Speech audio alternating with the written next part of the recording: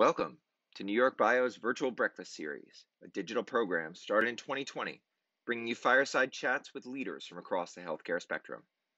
This week's episode features Martin Graham and Ron Newbold, leaders of New York's Empire Discovery Institute. 901. Good morning. My name is Jennifer Hawks Bland, and I'm the CEO at NewYorkBIO. We're thrilled you're here to join us for another episode of our Virtual Breakfast Series. And special thank you to our partners at Vertex for sponsoring this month's series of breakfast. As you know, we tend to talk with people from all across the life sciences spectrum that touch all areas particularly of New York life sciences. And today we are excited to have Martin Graham and Ron Newbold from Empire Discovery Institute to join us. So we are excited to get into a conversation with two guests today, slightly different format, but we're really going to learn about the things that they're doing through the relatively new, right? I guess we can still say relatively new, Empire Discovery Institute. And with that, sorry, I almost always forget the housekeeping notes.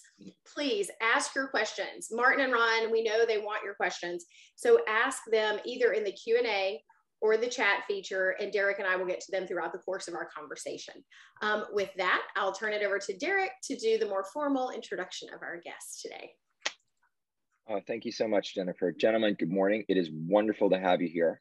And, you know, the Empire Discovery Institute is something that we've been super excited about since we heard it was being built, right? There's been great science in upstate New York for ages, and having something get put in with, true brick and mortar and a great team, we thought was an incredible development.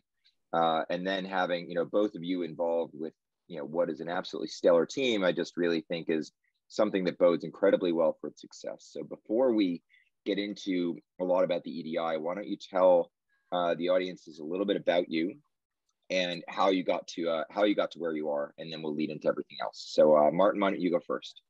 That's great. Well, thank you, Jennifer and Derek. We really appreciate the chance here just to kind of talk to you about EDI and some of the things that we're doing. So my background, I'm a pharmacologist by training, originally from the UK. Always started out, I did my PhD at the Institute of Cancer Research, part of the Royal Marsden Hospital in London. And that was a very translational place to do my kind of early research work. We had homegrown drug discovery and development going on in the Institute. And then a lot of translational aspects with early clinical trials at the Marsden.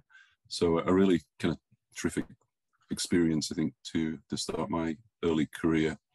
After that, I kind of moved to the Beatson Oncology Centre, which is in Scotland, second biggest oncology research institute in the UK. And again, a very similar kind of setting there. It was a drug discovery institute that I was leading there, and doing a lot of interface translational work with pharmaceutical industry and pharma companies. And that was really kind of, I guess, my bridge to the pharmaceutical industry. So after about 5 years postdocing there, I moved from that setting into pharma with, at the time, Sterling Winthrop, which became Sanofi. Mm-hmm. And that was a whole new kind of aspect to my career in the pharmaceutical industry. Big pharma. Had the opportunity to move from the UK and get established in the US, and really wanted to do that, I think, because that's really where a lot of the project teams were kind of centered. So got a lot involved in a lot of the project teams there, a lot of preclinical developments, worked on the development of oxaliplatin for colorectal cancer, probably one of the biggest programs that I kind of worked on within my kind of industrial career. And then I kind of switched directions after about 9 years with Sanofi. Had an opportunity then to move from small molecule development into biologics, and took up a position leading a pharmacology group with Centocor and J&J, and worked on a lot of really interesting monoclonal antibodies and protein peptidomimetic type agents, and got to see the other side of the equation here from small molecule to large molecule development.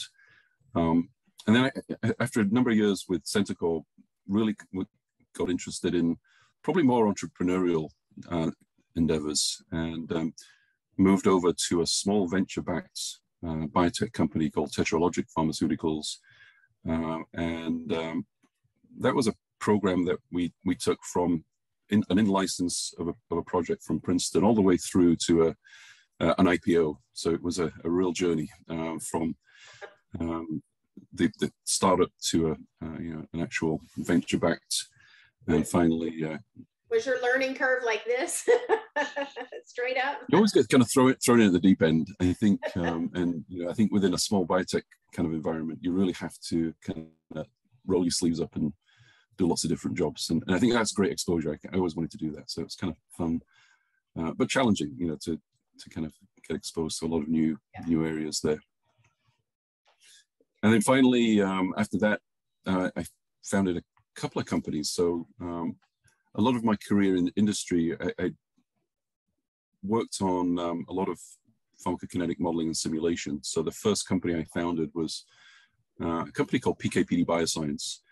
And that was really then applying a lot of the modeling and simulation experience that I got both at Sterling and Sanofi and Centocor, but really trying to help then small companies de-risk their programs through more rational insight into how to dose drugs in early clinical trials. So doing a lot of modeling work on early phase 1 data, PKPD modeling, and then doing forward predictions in how to optimize dosing regimens for companies. If you're not careful, any of the venture capitalists on the thing are going to offer you $100 million to turn that into an AI company. Yeah, well, that's the direction that things have moved in, I think, right now. Yeah. Yeah, I mean, we pivoted into then pediatric interests. So a lot of there was a lot of the regulators at that point were moving to make pediatric drug development part of mainstream drug development, and there was very kind of sparse experience and knowledge, I think, within the pharma, how to reposition your drugs in adults for use in children, but that was kind of required by the regulations.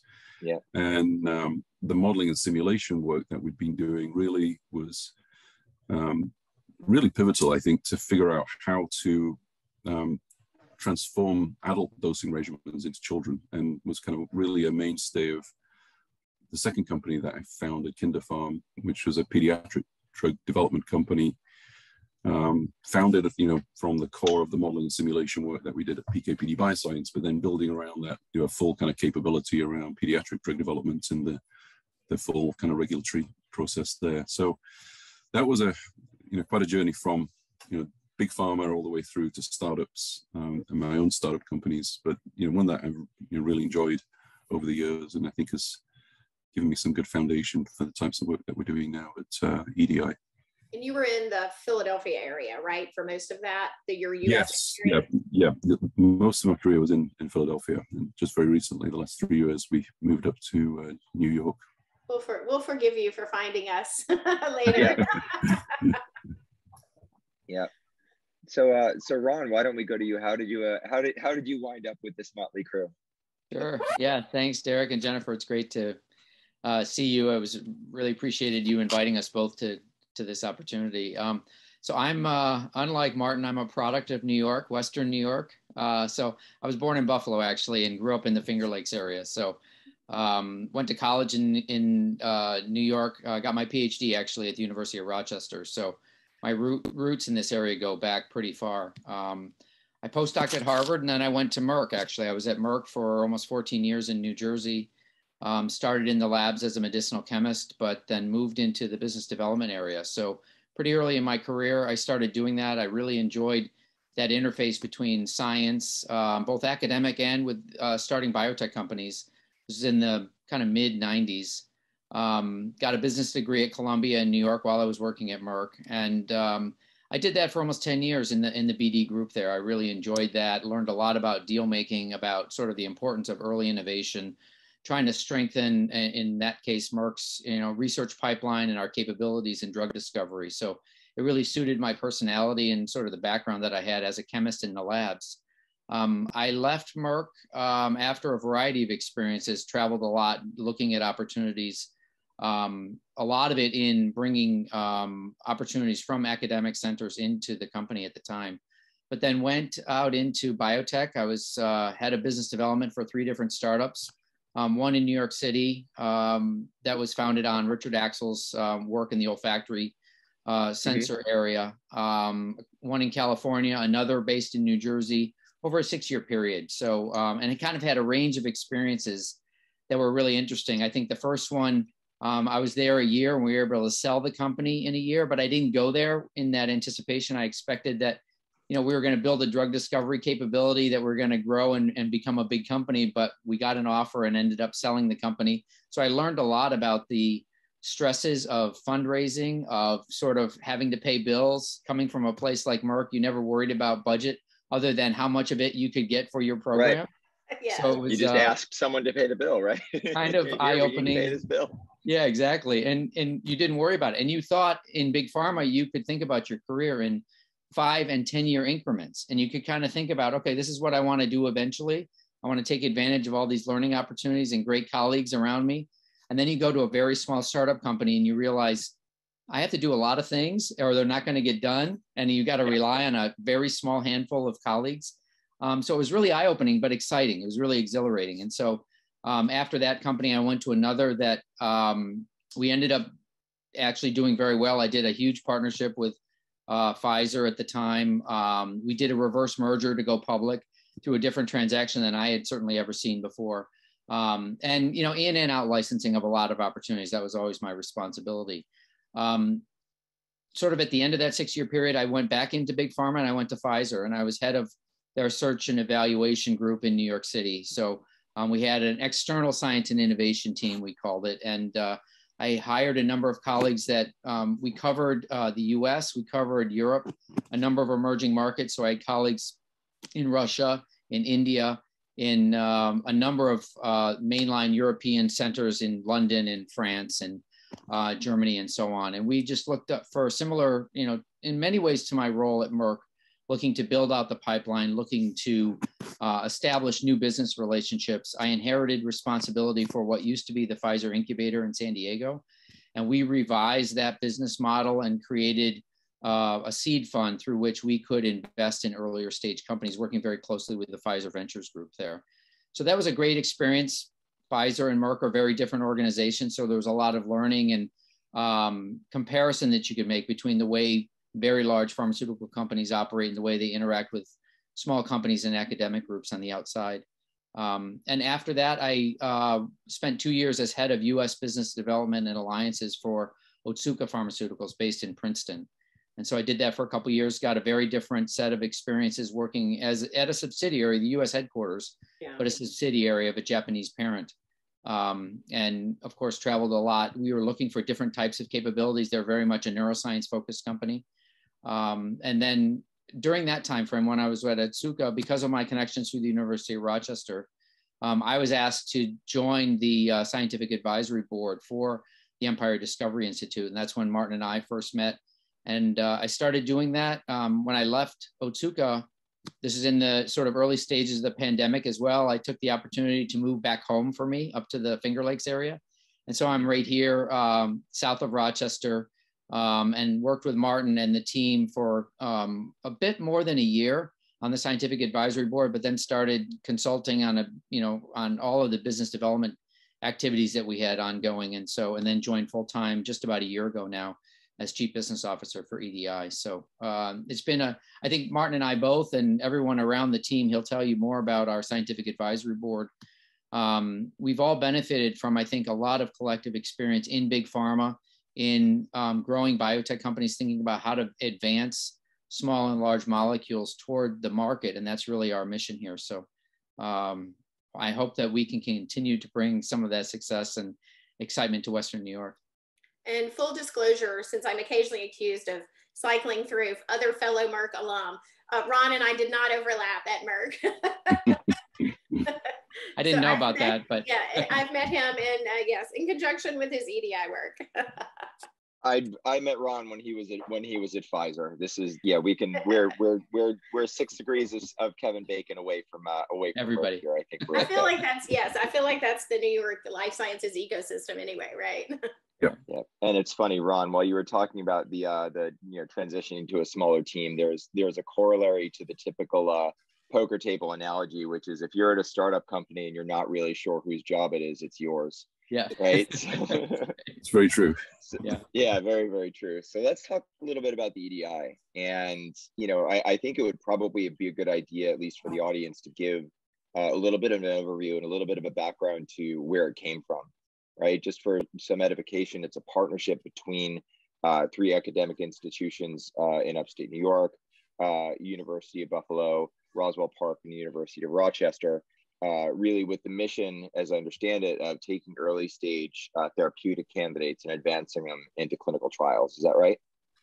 That's right, Derek. And I think, historically, those 3 institutions have kind of worked independently.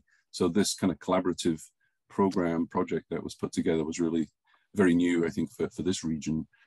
So EDI, we were set up as a not-for-profit drug discovery development accelerator, really to kind of work with the investigators and the tech transfer officers in each of those 3 institutions, but bring in some extra capabilities that typically you wouldn't find in a kind of academic environment. And I think, it's commonly known as the kind of valley of death. I think there's programs in academia can only really progress to a certain point.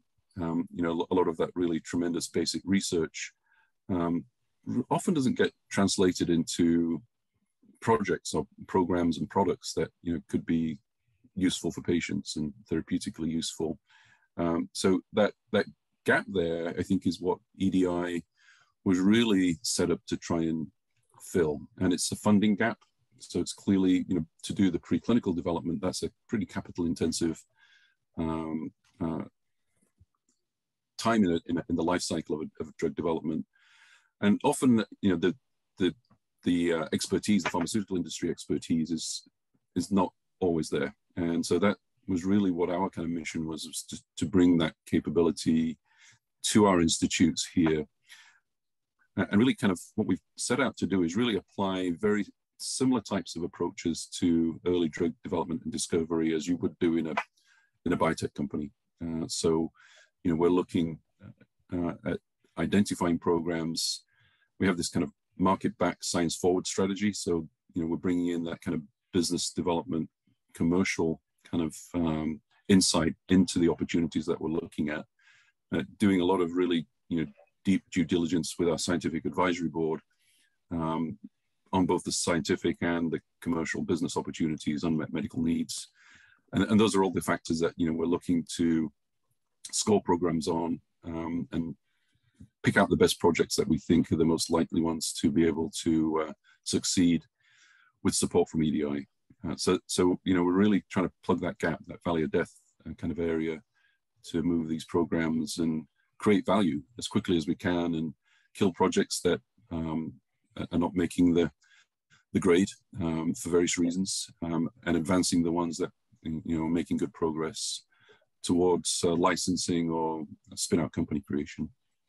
You said something a little while ago that I think is really telling here, and I think it speaks to why institutes like this are important, right? You have these 3 leading academic institutions that you said really didn't work with each other all that much, right? And I think one of the big benefits of something like EDI is it gives you not only the expertise of kind of finding and advancing some of these things, but it also gives you the opportunity to kind of take the best of all worlds, right? When you think about, some place like Roswell with the clinical expertise, and you think about the basic science expertise in other places, actually having something to bridge those gaps and really transition from one to another is a huge advantage.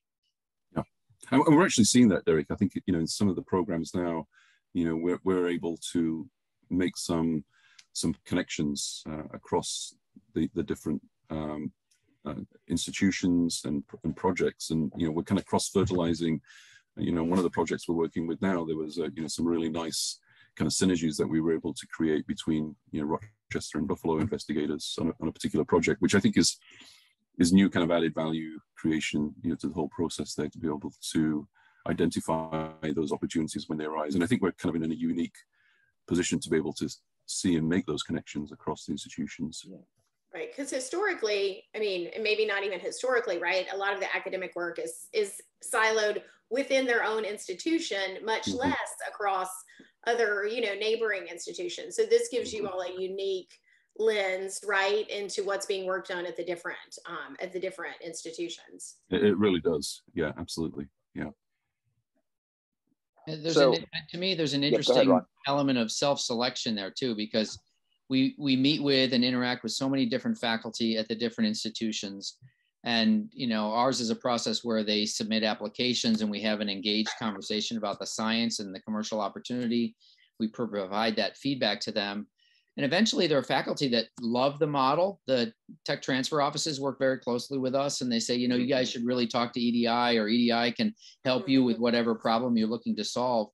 And, you know, some faculty aren't interested, don't want to participate, and that's okay. But some that are very engaged are great collaborators with others, and that sort of feeds on itself. And so it's really, it builds a nice network. And I think over time, we anticipate even those stragglers or people that think, well, that's not really for me, they'll start to see colleagues, you know, moving their programs ahead or receiving funding from whether EDI or from other sources that we may have helped them with. And they'll say, well, maybe I should pay more attention, or maybe I want to participate in this. So we hope that's the outcome. Well, it's a long cycle game, right? You know, it kind of, I think it's one of these things where as you start to have some successes, I think that is going to beget more interest and get people to understand the way that things work.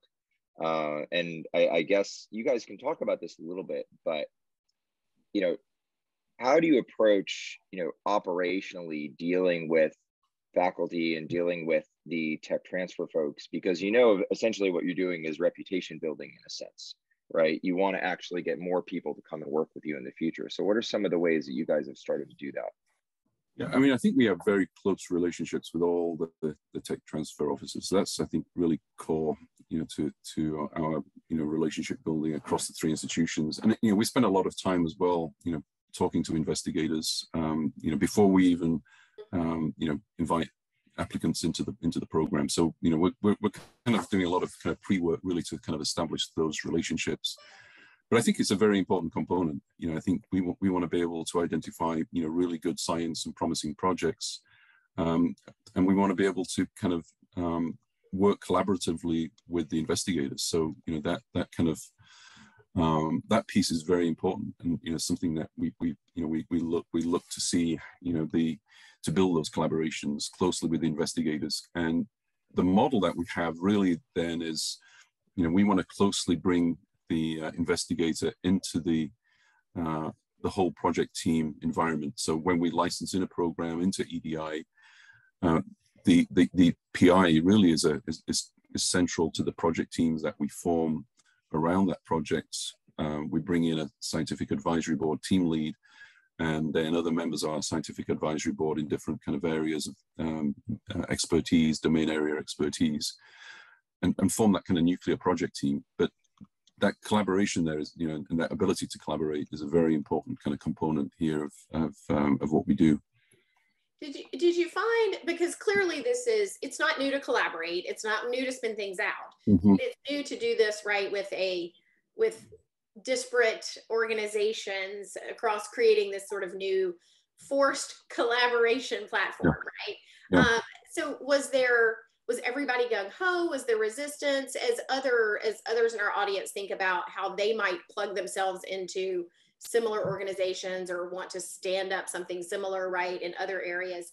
Talk to us a little bit about the sort of the formation, you know, growing pains, if there were any. Yeah, well, I think in the first instance, you know, when I came to EDI, you know, there's a lot of basic kind of infrastructure that we had to put in place. So Ron and I spent a lot of time, you know, actually over the first 2 years, putting together the interinstitutional agreements and the kind of common framework that all of the institutions, and they all have their own different way of doing things, but we wanted to find, you know, kind of common ground in terms of how we operate, how programs are licensed, how revenues are shared back to the institutions, how we work in terms of sponsored research agreements and all the operational aspects. We spend a lot of time and effort putting that together. We've got that in place now. I think that in the early days, we were trying to get programs off the ground as quickly as possible, and we were still trying to build it as we went. I think we're now at a stage where a lot of that infrastructure and framework is in place, and I think from here on out, I think it's going to be much more efficient and streamlined. But that certainly, was the challenge. But we wanted to kind of hit the ground running and get as many programs, up and off and moving forward while we kind of put the pieces in place at the same time. Sounds like a lot of lawyer work. Yes, there's definitely been growing pains, right? I would say, we're not completely unique, right? There's Tri-TDI downstate, there's the Broad Institute, right? There's plenty of places where there's collaborations between institutes, but everyone I'm sure is unique, right? So it's a matter of kind of taking those 2 years, doing the difficult lawyering and negotiating of a common framework. Also provides, an ability to build, kind of communication between the different teams, right? Sometimes those conversations were EDI to each individual institution in isolation, but a lot of times some of the most productive work happened when everybody was getting together, kind of debating the last few set of issues, whatever it might be, and saying, we can all live with that, we can work with that. And every institution interacts with us a bit differently too, right? Even with the common framework. They're more engaged or less engaged. They have enthusiastic faculty. Sometimes they, we're overwhelmed with projects. Sometimes you're sort of out there meeting with the faculty. So everybody requires a different level of support and engagement, but I think it's only going to improve over time. And some of the, additional partnerships that we anticipate establishing, I think will help strengthen some of those relationships. And I did paste, for everyone in the audience, I pasted our approach page on your website, which has the nice chart, and for everyone to be able to link directly to that, because I think that's helpful. I also thought it was really important that it's your very first, basically one of the first things you say on there is, even if it's too early for us, we'll still meet with you and talk to you. And I think that says a lot about your approach. Yeah, and I think that's, that's something that we want to be looking to see, where are the next generation of programs coming through, that we have visibility to. So I think, building those relationships, even if a program is very early, and typically, we won't look at a program to bring into EDI if it's just in the pure research phase. I think we want to really be beyond that, in at least the early target to hit stage. We have to have a kind of viable starting point for a drug discovery and development program that we can put together with the investigator. But if there's compelling biology and interesting science going on, we're really eager to have those early discussions, and hopefully those will mature to a point that those projects will be candidates for EDI. And we're actually working, with a lot of the institutions have some other alternative funding mechanisms and technology development funds. So we kind of work closely with the folks there administering those funds, and we can provide some direction on how to use some of those available research funds to do some of the things that we would be looking for as a kind of preamble to the projects being mature enough for consideration by EDI. Yeah. I want to give you both a compliment. I've seen a number of these kinds of efforts, and I think your website is tremendous, because it lays out what stage you're looking for. It lays out what stage you're not looking for. It lays out what the funding framework looks like. It lays out what kind of capabilities you're bringing. It's extremely clear. And, you probably have the benefit of doing that because you can do it from the start. I think with some of these other programs that they can't say what they will and they won't do, because they kind of need the gray area to do almost everything. You guys, I think, have done a really good job of saying, this is where we're going to focus right now. Maybe we get bigger in the future, but this is what each one of these programs is going to look like. And I think that's been part of the education as well. I think in the early days, we had to get out there and really kind of describe and define what EDI was about. And we're not a grant giving organization, and it's not just we write a check and hand that over and come back and show us the results. We are very engaged and hands-on in terms of how we make our investments into programs. I mean, they really are kind of investments at different stages of the preclinical development. And for that, we really are setting a framework of, a work plan and a budget, and doing, key studies to de-risk at the various stages of development, as you would within a biotech company. It's not just a kind of free-for-all in terms of basic research. There's some very defined steps and milestones that we want to meet, throughout the funding period. And, we're making our future investment decisions on those outcomes to move the program to the next level of support and funding. So, it's a very different approach, I think, that a lot of academics are kind of accustomed to, unless they've been in biotech and industry, to kind of go through that process. And that was certainly a challenge, I think, just to get that established in the early days, to kind of define, how we wanted to go about doing things. Yeah. Well, in a lot of ways, go ahead, Jennifer. I was going to say, and maybe you or Ron, maybe talk to us a little bit. We've talked about the approach, but like the timing, right? So not timing for when you invest, but time from Empire Discovery Institute identifies a program that you want to start pull it into your process. And then what should the investigators think as far as timing then? Is it going to take a year to get to IND?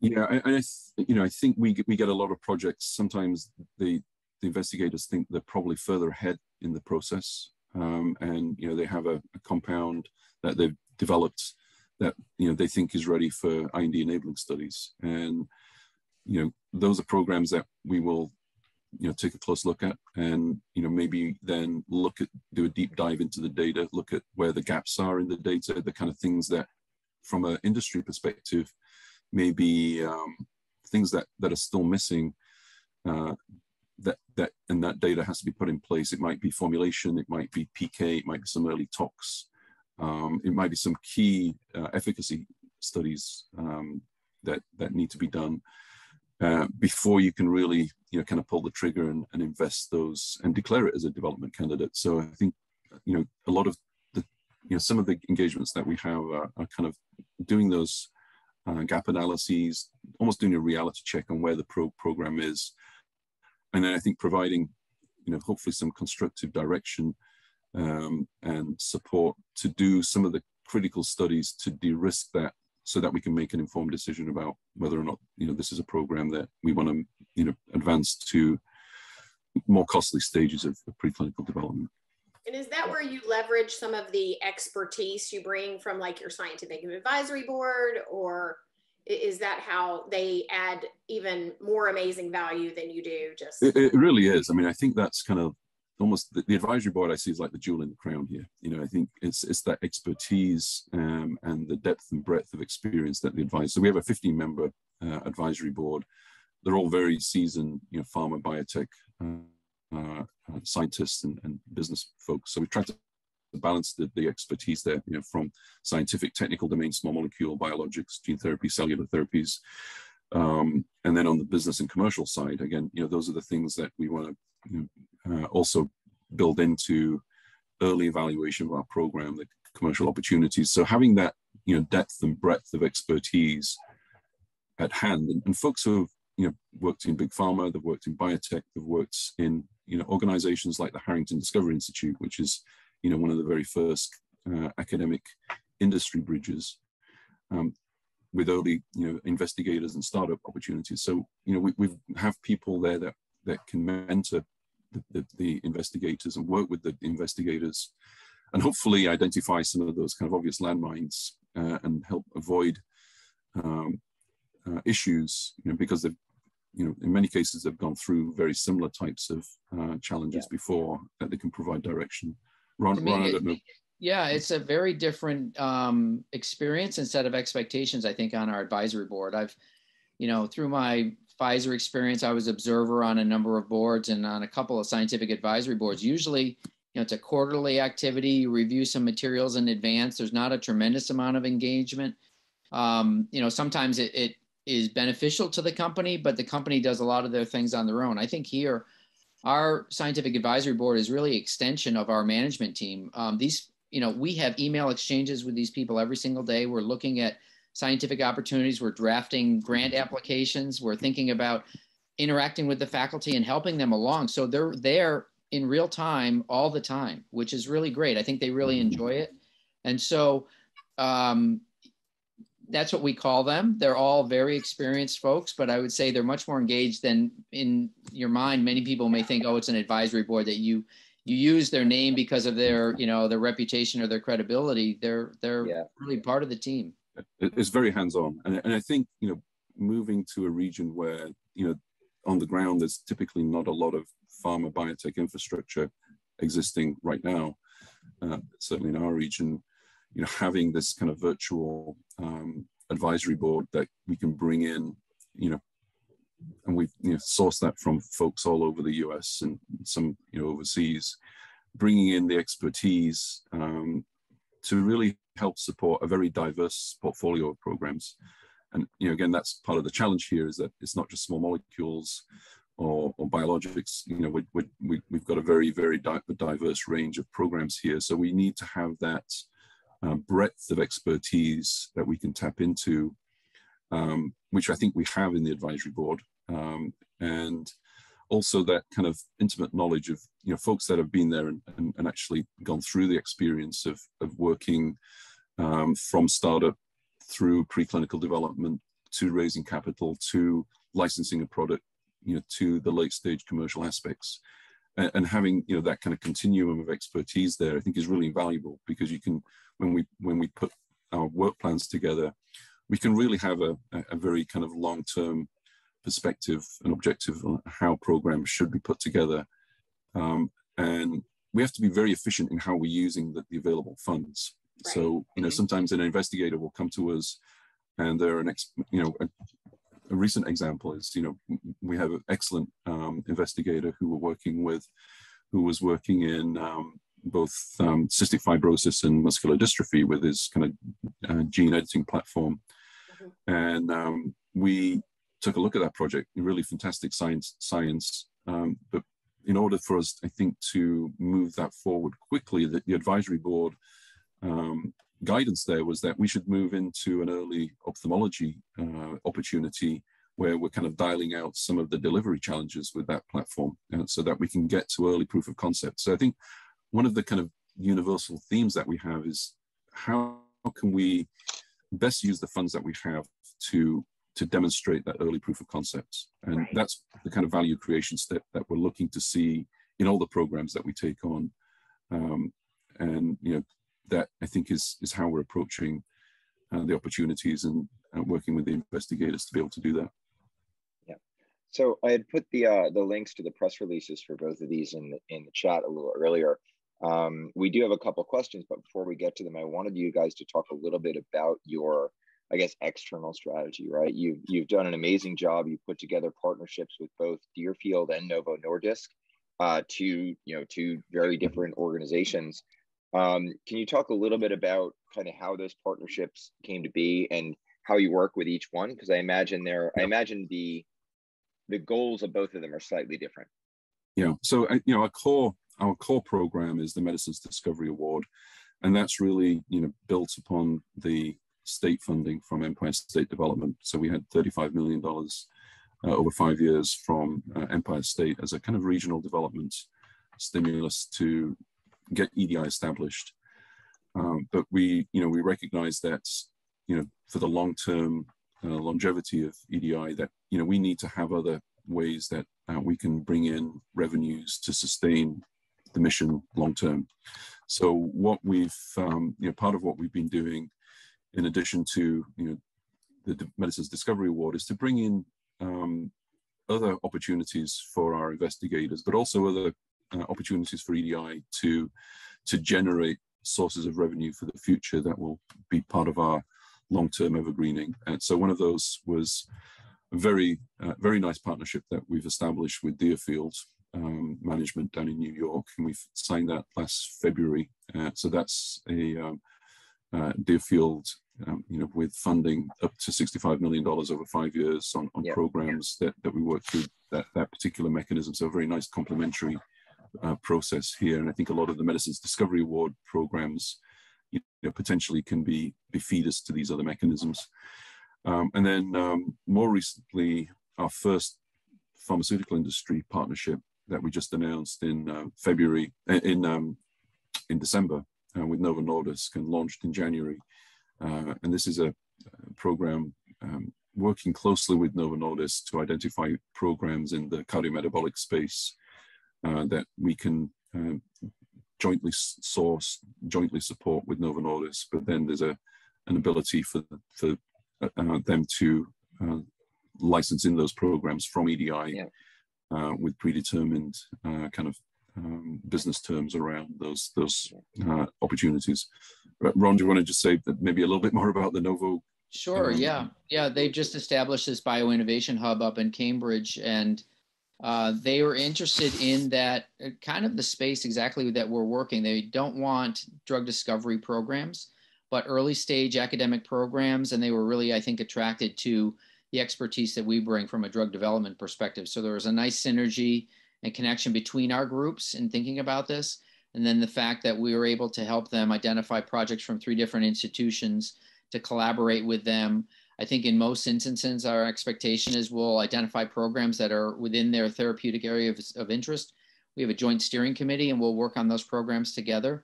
EDI will operationalize those like we would any Medicines Discovery Award program for a period of time. And then eventually they have an exclusive option to in-license those programs. So in a way, we bring to our partners an embedded experienced pharmaceutical partner who's looking for products to strengthen their portfolio. And they also benefit from kind of staying in touch with the early stage science that's happening in their therapeutic areas of interest. So we're excited to kick that off. We have, somewhat formal mechanism in place with Novo, but we interact with them frequently as well. And it's a matter, I think for Deerfield and Novo both, identifying programs that they find attractive. Every biotech company and pharmaceutical company have different interests and expertise, and they make different sort of risk bets on their portfolio and where to invest. So we recognize that, we need to have a number of potential outcomes. EDI was set up to strengthen the biotech ecosystem in upstate New York, to create jobs, to establish new company formation. And these are some of the ways that we think will help us accomplish those goals and to bring venture and other investment up to the region as well.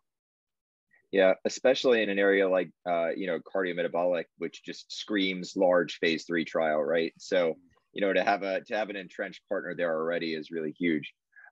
We have a couple questions, and this one I think is, it was a 3-parter, but I think we've already covered the Deerfield part. So the other 2 parts here, what kind of constitutes program completion? So how long do you work with a particular program? How hard are the endpoints? And how clear do you make things? And the second thing is, how do you deal with what we'll call the reproducibility challenge, right? Which I think is pervasive across basically, anything, venture investing, pharma, licensing, et cetera. So how do you kind of balance, how do you take those 2 things? So I think the model that we have is that, as I say, I think there's 5 stages of preclinical development. We would bring in a program at the target to hit stage. That would be the kind of earliest entry point into EDI. And we have 4 levels of funding, that kind of progressively ramp up as you kind of go further downstream to full-blown IND enabling studies where, we would be investing, potentially millions of dollars on those programs to get them ready for the clinic. So any of the programs coming into EDI have the potential to go through all of those steps. So I think our funding cycle is really with a view of taking that program from where it comes into EDI, at least up to IND enabling studies. I think that would be, our objective. And each program is, how far it will move along that will be based on the merits of that program. And, there may be things that we will encounter, and most likely will encounter that, those programs will not make it to the next level of funding. But we have the potential, I think, when we set out these plans to really go the full way to IND enabling studies. Along the way, I think we're also looking at opportunities of where we can either partner those programs as well. Having those either, venture partner come in and co-develop those programs with us, or a pharma partner.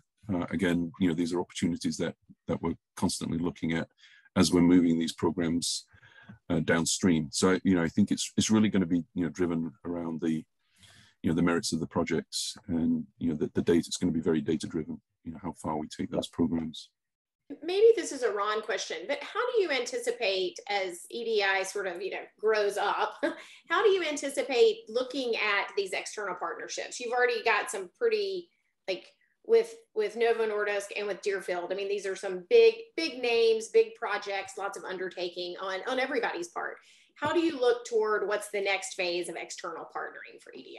Right. No, thanks, Jennifer. I think it is a range of strategies that Martin and I and the whole team are thinking about, because as he's alluded to, right, there is an objective of becoming evergreen, right? The state funding is really a seed investment in this activity. It's our job to try to build the infrastructure and use that as efficiently as possible and attract other investment into the region. And so we do want to think about, I think there's opportunity for an additional pharmaceutical partnership or two. I don't think we want to take on too many of those, because everyone is, requires and demands attention and a pipeline of opportunities to flow into them. So we're working on that. I mentioned, part of the objective is to create and set up new companies in the region. We're just starting to work on that as well, because we think that is a different avenue to longevity, depending on the technology and the IP that a company is built around.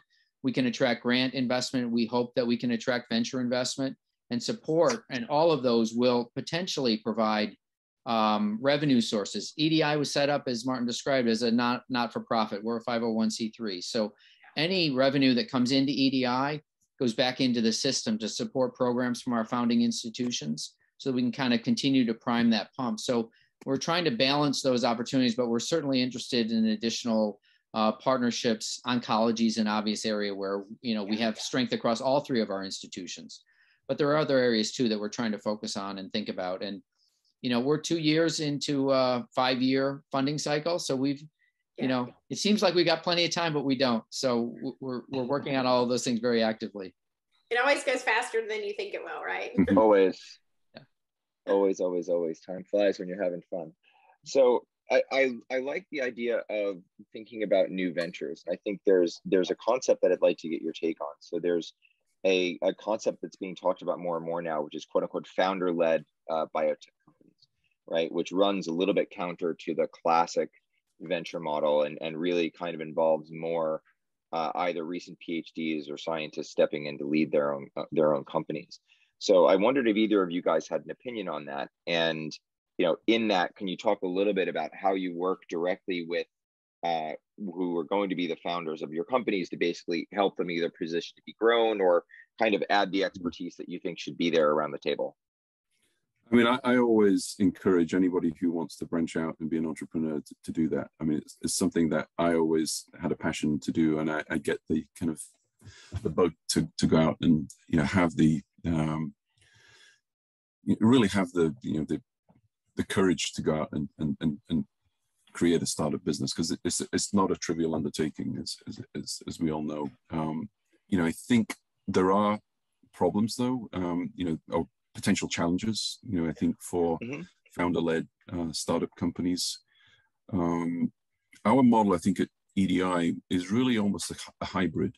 I think as we move forward to that stage, we want to really have that close engagement with the investigator in the companies. But we feel that often, those skill sets around, management and fundraising, or, having somebody who's experienced in moving a program through a complex regulatory environment to the clinic,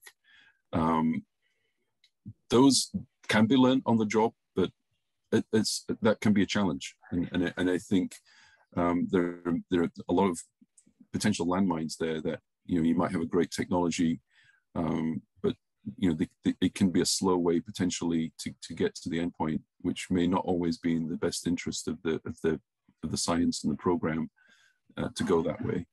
So I think there are pros and cons. I guess there's the enthusiasm and the drive of an investigator who wants to do that. If they have a full-time academic position, that can be a challenge. I think creating a startup and running a startup is more than a full-time job. And if that's a way that people want to go. I think, you know, we have to encourage that and maybe provide them with the direction and guidance of where they can get help and support in areas that, you know, they may not be experienced in, that, but they, you know, they certainly will need to kind of engage those areas, either from fundraising or from IP or regulatory or clinical development aspects, that are things that, you know, elements that are kind of essential to be a successful company. What are the challenges and benefits of being located where you are, as far as, you know, developing, staffing a startup? You know, that's one of the that's one of the complaints that we've heard, you know, in New York City in particular, right? The development was no lab space, and now we have lab space. And then, you know, it's now we're creating this flywheel, if you will, of C-suite leaders for early stage companies. How do you see that developing in the Rochester, Buffalo area? I mean, I think it's not there right now. And I think our approach is much more of an outsourced type of model. So, you know, there's clearly key work that has to be done in an investigator's lab. But on the projects we're working on, you know, we have a network of, you know, pharma experienced CROs with expertise that we can tap into. And I think that's a very efficient model. You know, again, if you're, you know, capital constrained startup company, you have to balance that, that overhead liability, which it is, to, you know, build, you know, do you want to build that infrastructure, or do you want to be able to move the project forward and tap into other ways to get the work done, which may be through an outsourcing model. So I think, again, I think we're taking a pretty much a hybrid approach there on how we do that with some local infrastructure, but then also tapping into expertise in probably a more flexible, agile way externally. I think that's, to me, with all the challenges and difficulties we've all had in the last 2 years living in this Zoom-based world, right? It's actually a great outcome, because we've been forced to function remotely and at distance and in this hybrid model. And it's actually benefited EDI greatly, because we've been able to limit our infrastructure costs. We can, as Martin's described, collaborate with experts all over the US and in Europe, and support programs and the faculty, and getting meetings with investors is really much more straightforward than it used to be. So I think that helps us support young faculty. One of the questions earlier on was sort of, how do you deal with the translation and sort of validation of academic work and verifying that it can be progressed, right? We're able to do that. And that's really where our investment goes, is to try to bring as much of that experience and be smart about where the investment takes place. Long term, absolutely, our objective is to create companies and strengthen the biotech ecosystem outside of the New York City, New Jersey sort of framework, and bring more opportunities up here, including ex-pharma and other executives that can help drive some of these companies. Well, as New York, the entire state bio, we certainly support that effort as well, right?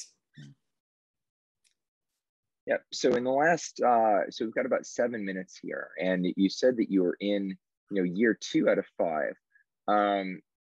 So can you guys talk a little bit about momentum, right? Can you talk a little bit about where things were when you started and kind of where you see things now? I mean, we talk about, you know, building, you know, I think New York City has done a good job of building the flywheel of folks down here. I imagine your flywheel is starting to turn. Right. So can you talk a little bit about, you know, where things were when you started and where things are now? Because I imagine now the enthusiasm is really probably up at about 7 or an 8. I mean, you're right. There's a lot of momentum, I think, right now. You know, I think within a relatively short time, you know, 2.5, 3 years, you know, we've gone from basically the concept of EDI to now actively supporting, you know, 5 programs, four new programs that we'll be bringing in the next few months. You know, a very active collaboration with Deerfield, with an alternative mechanism for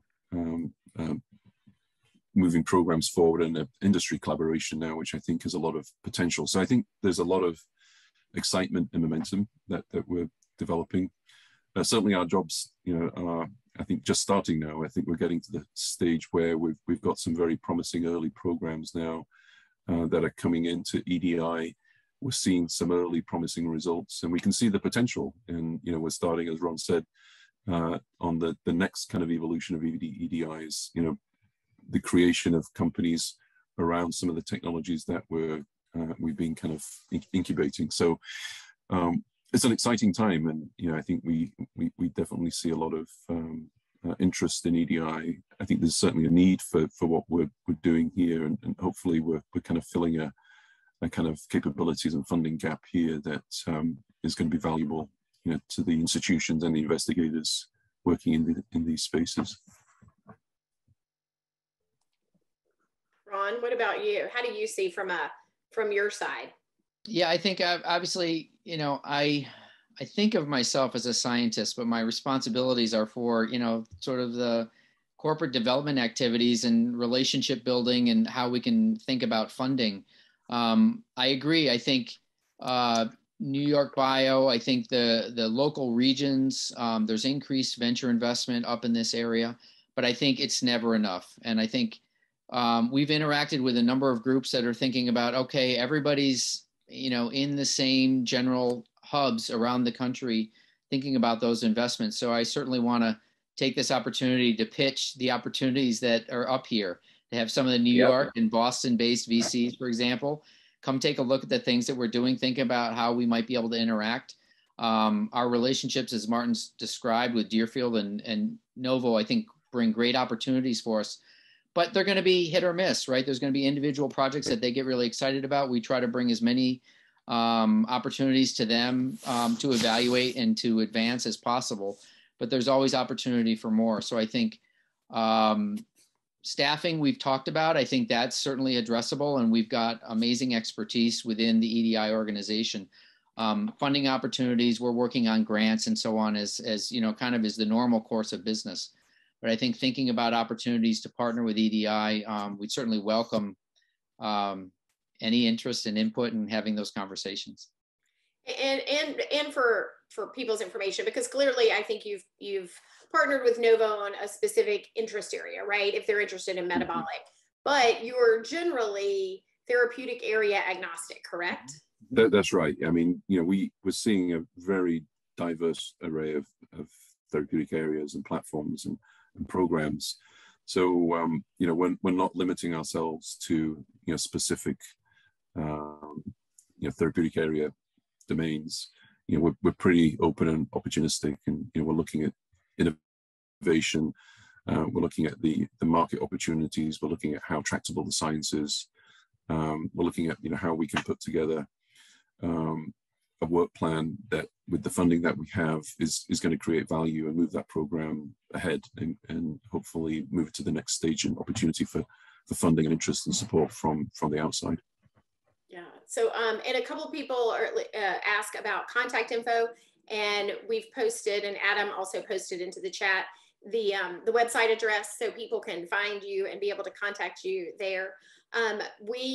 You're excited, we're excited, and we're thankful that you spent the time with us today to talk about all of the amazing things you all are doing at EDI. Thank you for your time. Thanks everybody for joining us. Thanks to Vertex for sponsoring this month's series of breakfast, and we'll see you next Tuesday. Everybody have a good day. Great, thank you. Have a good one, guys. Bye. Thank you. Thank you. Thank you for tuning in to New York Bio's Virtual Breakfast Series. Join us every Tuesday at 9 a.m. for more discussions with leaders from across the healthcare spectrum. For more information on New York Bio, please visit us at www.newyorkbio.org.